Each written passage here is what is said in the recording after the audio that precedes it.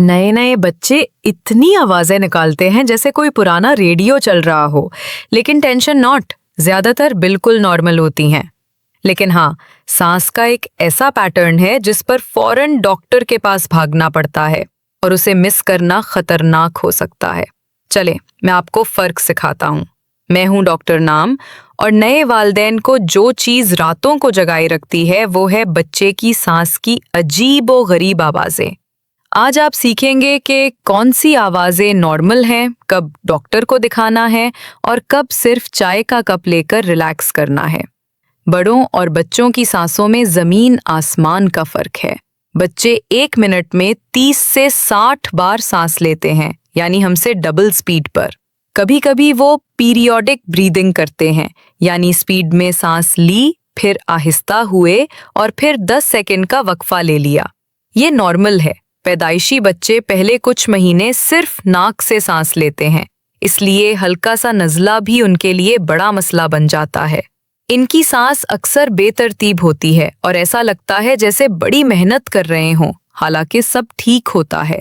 सोते हुए हल्की हल्की घूं घूं की आवाज भी नॉर्मल है, क्योंकि सीने के पट्टे अभी कमजोर होते हैं।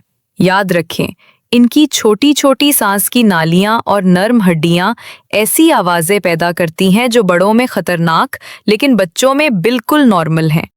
नॉर्मल आवाजें ये हैं: हल्की खराटे या बंद नाक की आवाजें, कभी कभार हिचकियां, ये तो बहुत ही कॉमन है।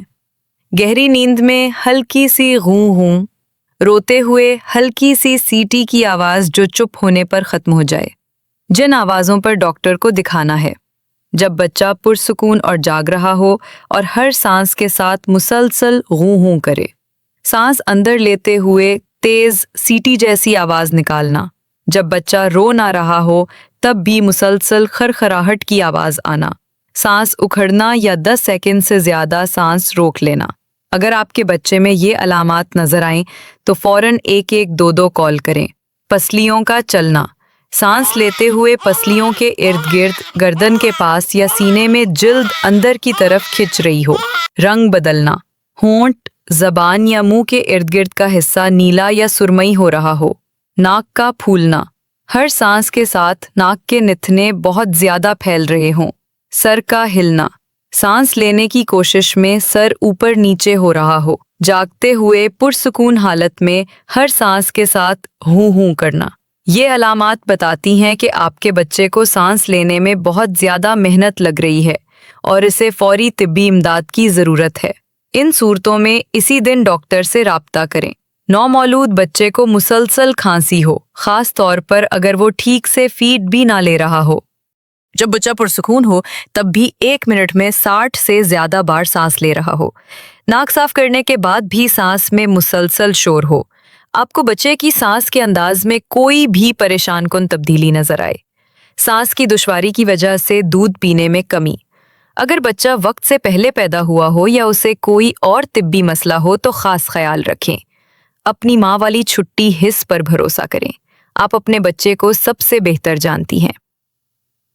अगर नाक बंद होने की वजह से बच्चे को सांस लेने में दुश्वारी हो, फीडिंग और सोने से पहले नमकीन कतरे, सेलाइन ड्रॉप्स डालें और फिर बल्ब सिरेंज से आराम से नाक साफ करें। कमरे में ठंडी भाप वाला ह्यूमिडिफायर चलाएं ताकि हवा में नमी रहे। फीडिंग के दौरान और बाद में बच्चे को सीधा रखें ताकि रेशा निकलने में आसानी हो। सोने की जगह को धोएं। तेज खुशबू और जलन पैदा करने वाली चीज़ों से पाक रखें। डॉक्टर के मशवरे के बगैर कभी भी कोई दवा या डीकंजस्टेंट इस्तेमाल ना करें। महफूज नींद सेहतमंद सांस लेने में मदद देती है। बच्चों को हमेशा कमर के बिल सुलाएं। मजबूत गदा और टाइट फिटिंग वाली चादर इस्तेमाल करें। बिस्तर को कंबल, तकियों और खिलौनों से खाली रखें। कमरा शेयर करें लेकिन बिस्तर शेयर ना करें ताकि आप बच्चे पर नजर रख सकें। सिगरेट के धुएं से बचाएं, ये सांस के मसाइल को बहुत ज्यादा बढ़ाता है। ज्यादातर आवाजें बच्चे के नए माहौल में एडजस्ट होने का हिस्सा हैं। बच्चे की मजमूई हालत, फीडिंग और एक्टिविटी पर ध्यान दें। जब भी शक हो, डॉक्टर से पूछने में हिचकिचाएं नहीं। सांस के मामले में एहतियात हमेशा बेहतर है। ज्यादातर आवाजें तो वाकई परेशान कर देती हैं। आपको अपने बच्चे की कौन सी आवाज ने सबसे ज्यादा टेंशन दी थी? कमेंट्स में अपने तजर्बात शेयर करें ताकि दूसरे वालिदैन की भी मदद हो।